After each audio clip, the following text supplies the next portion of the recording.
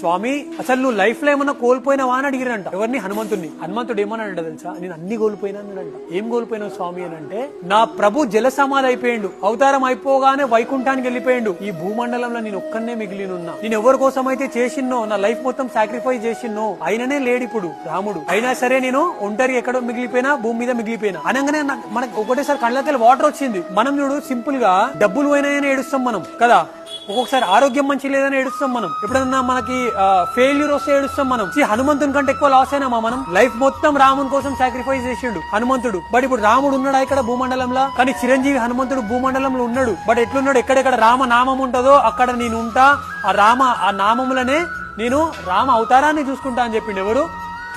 హనుమంతుడు. ఆయన కోసం మొత్తం రామాయణం చూస్తే హనుమంతుడు ఆయన కోసం ఏమన్నా చేసుకుండా, రావణాసునితోటి యుద్ధం ఎందుకు చేసిండు? ఎవరి కోసం చేసిండు? సుగ్రీవుని ఏం చేసిండు?